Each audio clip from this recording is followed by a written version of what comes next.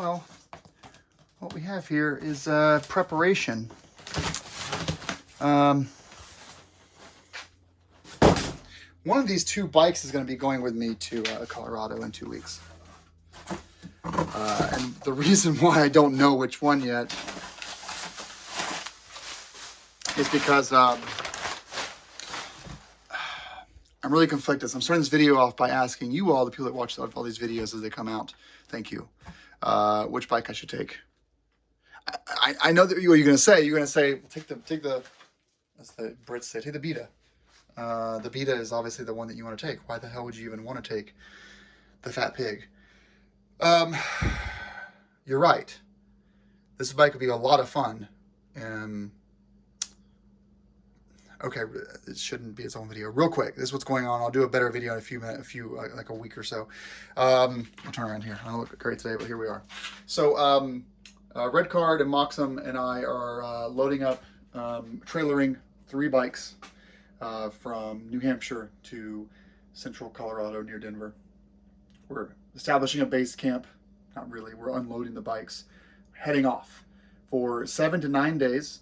We have the route done. It's about 1,200 miles, I think, total, but 1,200 miles over the course of, let's say, 8 days for average. So 8 days, 1,200 miles. This is not very much, does it? But we're going to be going up a bunch of different passes, a bunch of different trails, a bunch of Jeep trails that you've probably seen YouTube videos about.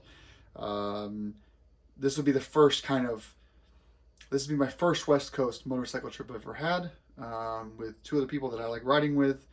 And they said, take the GS. The reason why, for the moments that we have slab, it's going to be great, perfect. The moments that we're on unpaved road, great, perfect. We're getting fresh tires on this thing. It's going to have the same setup, very short windscreen, very short handguards, and soft luggage draped over the back here. So it's going to be as light as possible. But there's a few sections, different passes where, guys that ride the GS all the time in Colorado and Utah are completely familiar with riding this kind of bike on those kind of sections, baby heads, dust, sand, rocks, sharp rocks, oncoming Jeeps and side-by-side traffic, different passes. I have never ridden that I've ridden sand, I've ridden mud, I've ridden northeastern crap, but I've never done anything like that arid desert environment that those areas offer. So the other primary reason for the GS would be camera gear. I can strap a bag right on the back there with my core camera and drone setup. I'll go tank bagless, but I'll be able to sleep comfortably every night with my sleeping bag, my tent. I'll have a thermoboil, first aid, tools, and my camera stuff. Whereas on the Beta, I like saying Beta because it's more European. On the Beta,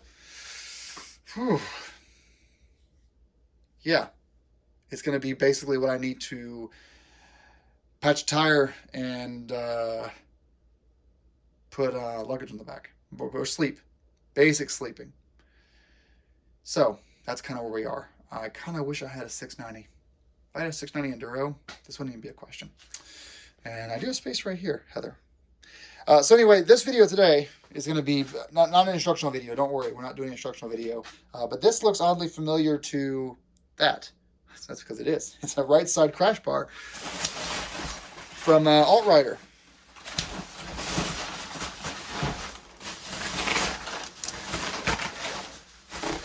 Yeah. Alt-Rider right side brand new crash bar. Yes, I did pay for it because they don't sponsor me or anything. And then a bunch of essential bolts are supposed to be in here. Shit, there are some bolts missing. I needed more than that, but okay, we'll get there. Maybe I'll try to remember to put that video clip here, but in May, I think it was May, we were with Pack and Dirt, and we were doing Dirt Days planning with him. And you remember it very distinctly. Yeah, I know this has been doing this lately. I'm not overfilled, but yeah, that's been happening a lot lately. So you look here, we're completely even. We're actually underfilled. And this is tight. So I honestly can't explain this, but you guys let me know if you know what's going on there. There's no other leaks anywhere else. There's no leaks underneath on either side. So the fact that we also have kind of a leaned basement. But anyway, So Snowboy was behind me, and I was just riding along. I did a really hard look behind me, like a full body turn look. And when I did, I was on a patch of mud, and the bike just slipped out from under me. I mean, just like, it wasn't even, like, there wasn't even a warning. It wasn't like, hey, buddy, I'm about to fall. It was just like, whoop, done. And so when I did that, it was on a rock. This got impacted right there. So this is actually flat now where it was, a tube. But you look, it didn't move any closer. This is in the X head, obviously takes away from some clearance here, but it didn't move any closer to the X head, which is pretty amazing. But then I looked underneath and I noticed that this right here has a slight gap right there. There's a slight gap on the front as well, if you can see it. It's up there. So I emailed Jeremy over at Altrider and I said, hey, I don't think it moved. I think maybe a bolt bent or something. What do you think? He's like, I really can't assess it from here. I don't know. You know, if you, he's like, if I were you, about to go on a big trip, I'd spend the money and replace it. He charged me just for this part, basically, not the whole kit and caboodle. You know, he said, I would just replace it. You can mail it to me. I'll let you know if it's okay. And if it's fine, I'll send it back to you as a spare.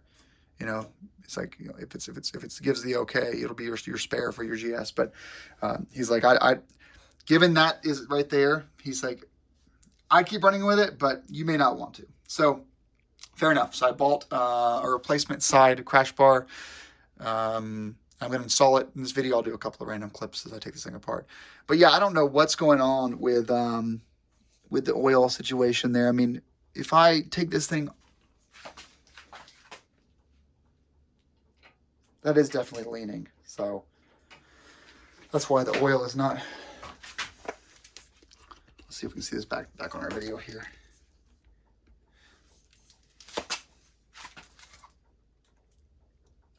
You know, that's actually it is burning oil.